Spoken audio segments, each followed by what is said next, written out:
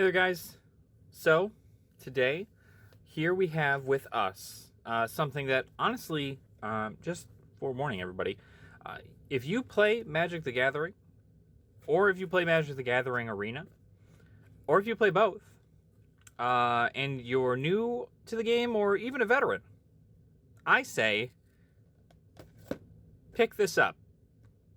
This right here is a Magic the Gathering Arena Starter Kit. So, this Arena Starter Kit, you can buy it for a whopping like $12 at your local game shop, at your big box store. You can even buy a different version, which is blue, online through Amazon. And this is a starter kit. Essentially, what you get out of this is a lot of really, really great things. So we're going to go ahead and open it up, and we'll go through it together, so that way you guys can see what is available in this box.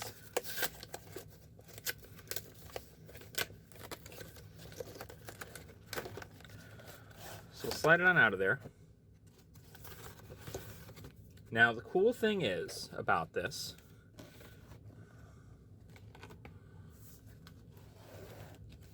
is that it comes with plenty of information for you on how to play.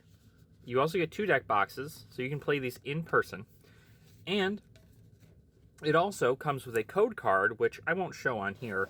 It comes with a code card that allows you to get all of these same cards on Magic the Gathering Arena, which is the online, official online platform, or one of the official online platforms of digitally playing Magic the Gathering. Comes with a starter kit play guide to kind of teach you how to play. This is how to learn how to play on Arena. The cool thing about this also is that you do get 2 chances at this code. So for instance, the whole point of this deck is you get both these decks with that Arena code. But you also get to give that code to a friend or whoever, and that code can be used as well for them on their Arena account. Now, the only difference between this deck or the yellow version and the blue version is that these are the decks, right? So the yellow version, you get Dragon's Guard Elite and Cyclone Summoner in foil. Now, in the blue ones that you get from Amazon, these 2 cards, Mind Flayer and Oran Reef Ooze, are the foils. So, it's the same deck structure, same decks. The only difference is that these 4 cards, these 2 foils are switched. So, if you wanted to foil Mind Flayer instead of a foil Cyclone Summoner, then that's totally fine. If you wanted to foil Oran Reef as opposed to a Dragon's Guard Elite, then that's fine as well. Personally, you could just buy both, but that's all up to you. Same decks. So that's really neat. And then, not to mention the fact that both of the decks are 60 card, ready to play decks that are for you. We're going to kind of go over them and do a little opening here, show you guys, but it only comes with about 5 rares per deck, so 10 rares total. They are nice for beginners kind of starting the game, although I wish that they made the decks more like, I guess, like archetype themed as opposed to just like randomized cards that kind of work together, because then, like, yeah, you could use any of these decks in like a standard tournament. And also, for the record, that's another thing I guess I should speak about, is that the decks are standard legal in the 2022 standard rotation. So you are able to play this deck in your Friday Night Magic, in a standard league, whatever you plan on doing, then you can obviously do that. So for this deck, we'll go through it. Dragon's Guard Elite, Oran Reef Ooze, Cragplate Baloth, Cleaving Reaper, and Asmodeus the Archfiend. So, pretty cool. gives you like a general, it's a green-black kind of Golgari-esque thing. And mainly it's just like a bunch of cards with really cool like concepts, like +1/+1 counters, more +1/+1 counters, more +1/+1 counters. So I'd imagine this is big on like counters. You also have things like this, which is just a big like nasty card. But they're all rares from these new sets. Those are the rares you've got, and then the rest of it here, you've got your almost play sets of a bunch of cards. Looks like there's a bunch of undead in here. You get the Black Dragon from the D&D set, so that's kind of neat. Scurrid Colony, Squirrels. So it looks like a lot of plus counters is kind of the concept behind this. So instead of it making like a tribal deck, they instead make it more so about like counters. So like for instance, this card here, a 3/3 for 3. It's a pretty basic card, but it doesn't have an ability. So it's like you could switch that out for something else. I think also the other cool thing about this is that you get a pretty solid deck. You get 4 Evolving Wilds and a bunch of your lands. But the cool thing about these decks is that you essentially get to tweak them as they go, right? You could put things like,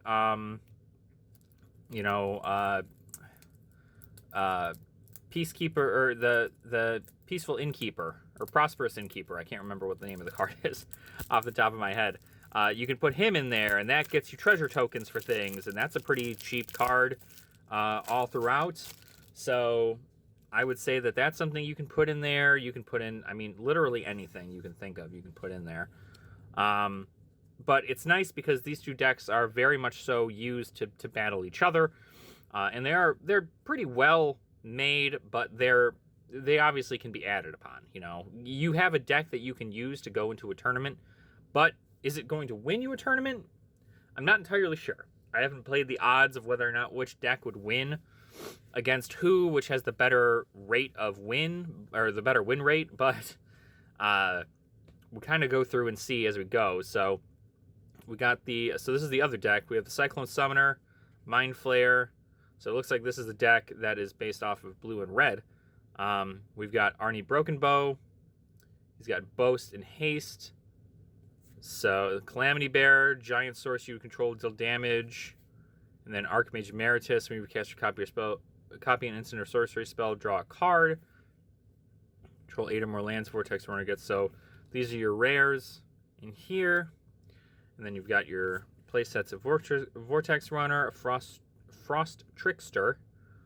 So it looks like a bunch of flying, kind of like manipulation cards.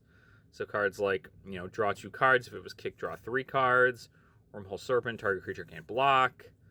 Teeter Peak Ambusher. So from the original thing, it looks like it would have been a giant deck with Calamity Bearer and him in here, but it looks like that's not entirely the case.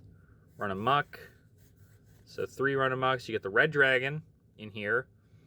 So that's pretty cool. Flying. It's a lot of flyers in here. It looks like this is the case.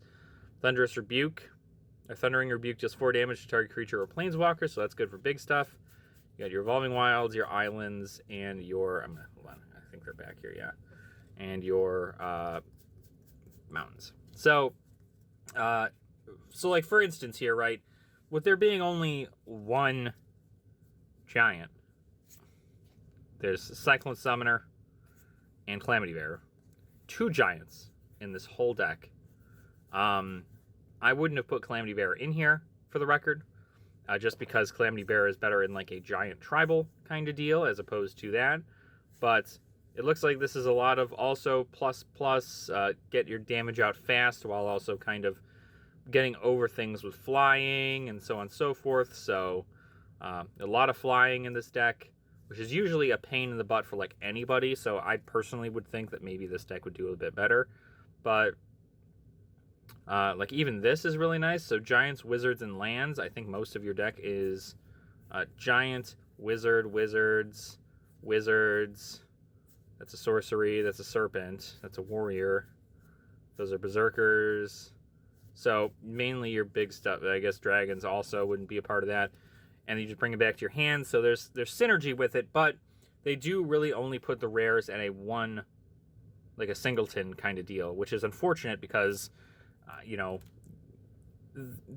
a lot of these rares are only like a couple cents. So like I don't know why they wouldn't just like make it a bit more. Like maybe I would like to at least see maybe play sets of rares that are not very expensive, like 25-cent rares. I mean, there's bulk rares all over the place. You know, I'm not expecting bulk mythics in here, but bulk rares at least, just to kind of give a better like structure to the deck, as opposed to just making them singleton rares and being like, oh well, if you want more, you got to buy them yourself. So these two decks, very good. Like I said, you get a arena code.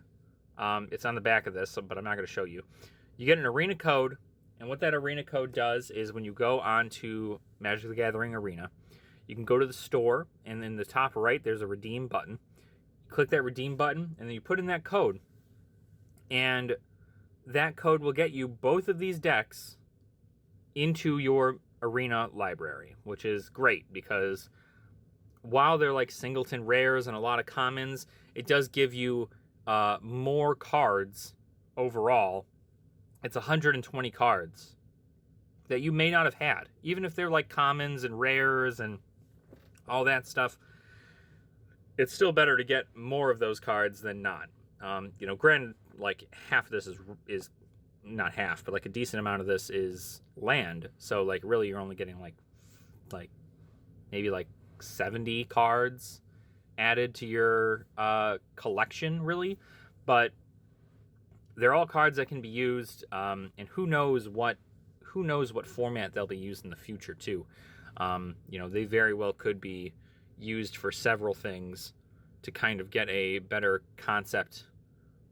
But obviously, as the meta changes, we see things change, and we like to make speculations about stuff. So, like, I'm seeing a lot of stuff with Dragon's Guard Elite right now in red green, or not red green. I'm sorry,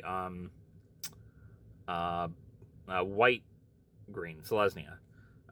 Dragon's Guard Elite goes in there because essentially it's every time you cast whenever you cast or copy an instant or sorcery spell, put a +1/+1 counter on Dragon's Guard Elite, and then you can pay 6 to double the number of +1/+1 counters on Dragon's Guard Elite. So if Dragon's Guard Elite ends up staying on the field for that long, you can quite literally just pump her.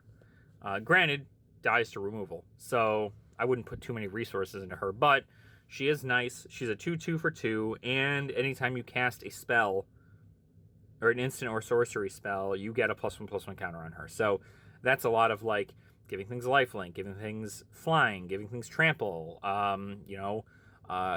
Even just like destroy flyers from your opponent or gain 3 life and draw a card with Revitalize. Like that's a thing that will work well with her.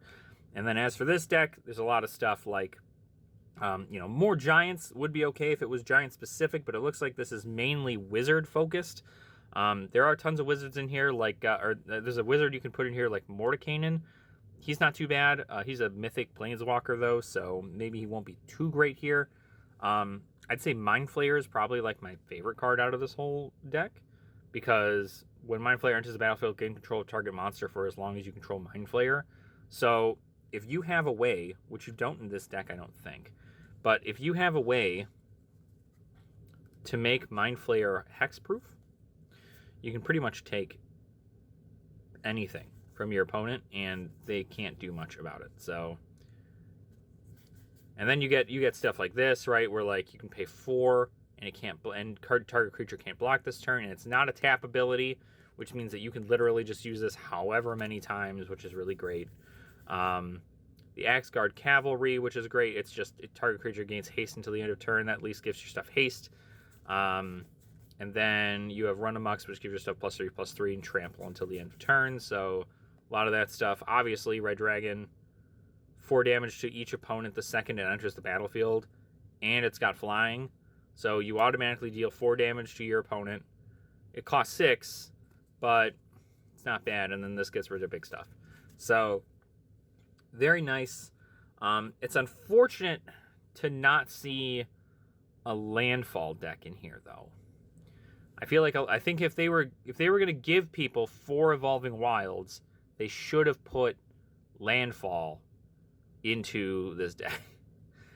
into one of these decks. Like this green deck should have been more like landfall oriented. Granted, I don't think you can do much with landfall right now other than putting Scoot Swarm in here, and I don't think they're willing to do that. So, but overall, the decks do great. I mean, they seem to have a pretty consistent idea behind them. But more importantly, if you need cards for your arena collection, use this, right? The best part is that you get to use the code twice. So you and a friend can both get these decks on Arena and play each other on Arena as well as playing in person, which is really great. And they're like super cheap. I mean, like a Commander deck is like $40, where this is $12, and you get two ready to play standard decks. So, I mean, if you like the standard format, it's great. You get more cards. If you don't like the standard format, hey, you at least get cards for Arena to play on the new historic stuff. So that's always good. So yeah, I definitely think that it's a good call to buy this if you want cards for your collection and just for general play. It's fun. It's fun seeing these like pre-made decks and how they come out and how that works. And I'd love to see what they do in the future as, like, you know, Innistrad comes out, or as any of the new sets come out.